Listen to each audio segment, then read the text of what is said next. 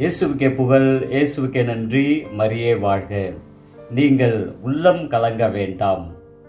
இந்த உள்ளம் கலங்க வேண்டாம் என்பதை இயேசு இன்றைய நற்செய்தியில் யோவான் 14ஆம் அதிகாரம் 1 முதல் 6. உள்ளம் கலங்காத மனித வாழ்வு என்பது இந்த உலகில் இல்லை. இந்த உலகத்தில் பிறந்த ஒவ்வொரு மனிதனும் எதனாவது ஒரு விதத்தில் அவன் உள்ளம் கலங்கி கொண்டுதான் இருக்கிறான். உறவு முறிவதினால் உள்ளம் கலங்க முறுகின்றான். உடல்நிலை சரியில்லாத காரணத்தினால் உள்ளம் கலக்கம் அடைகின்றான். குடும்பம் சரியில்லாத காரணத்தினால் உள்ளம் கலக்கம் அடைகின்றான்.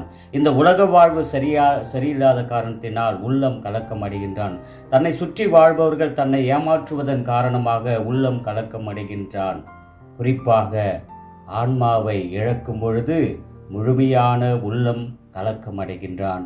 ஆண்டவரை இழக்கும் பொழுது முழுமையான கலக்கம் அடைகின்றான்.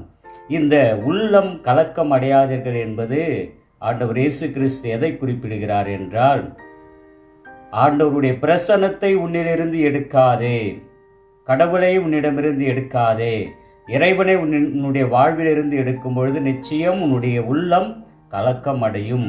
உன்னுடைய வாழ்வு கலங்கிய வாழ்வாக இருக்கும், குழப்பம் நிறைந்த வாழ்வாக இருக்கும், வேதனை நிறைந்த வாழ்வாக இருக்கும். எனவே உயிர்த்தாண்டவர் இயேசு கிறிஸ்து தன்னுடைய சீடர்களை பார்த்து, நீங்கள் உள்ளம் கலங்க வேண்டாம், ஏனென்றால் நான் தந்தையினுள்ளும் தந்தை என்னுள்ளும் இருப்பது போல நீங்கள் என்னோடு எப்பொழுதும் இணைந்திருந்தால் இறப்பு என்பதே கிடையாது, உயிர்ப்புக்கு பிரிவு என்பதே கிடையாது. நான் என்னாலும் உங்களோடு இருக்கும் பொழுது நீங்கள் எதற்கு உள்ளம் கலங்க வேண்டும்? அன்புமிகு இறை மக்களே, நமது வாழ்க்கையில் நாம் எதிர்கொள்கின்ற பலவிதமான துன்பங்கள், துயரங்கள், வேதனைகள், சவால்கள், கண்ணீர்கள், இந்த நேரத்தில் எல்லாம் நாம் இறைவனை விட்டு பிரியாமல் இருந்தாலே போதும். உள்ளம் கலங்க வேண்டிய அவசியமே கிடையாது. சில பேர் எதற்கெடுத்தாலும் அழுகிறார்கள். அழுவது கூட ஒரு நியாயம் இருக்க வேண்டும்.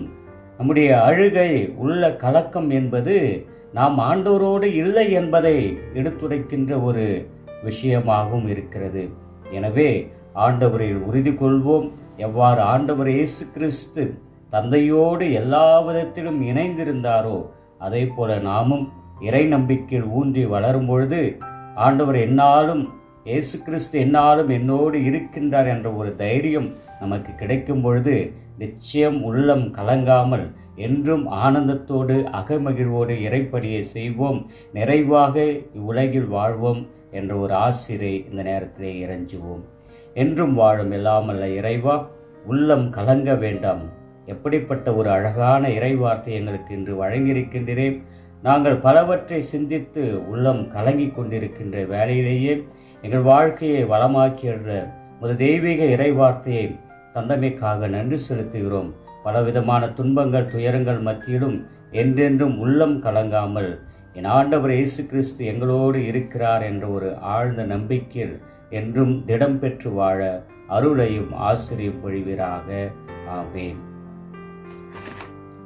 எல்லாமல்ல இறைவன், திருச்சிலுவை ஆண்டவர், தந்தை, மகன், தூய ஆவியானவர் இந்த இறைவார்த்தை கேட்ட நம் ஒவ்வொருவருக்கும் உடல் ஆன்ம சுகத்தையும் மனதில் நினைத்த எல்லா காரியங்களையும் நிறைவேற்றி தருவாராக. ஆமென். இயேசுவுக்கே புகழ், இயேசுவுக்கே நன்றி, மரியே வாழ்க.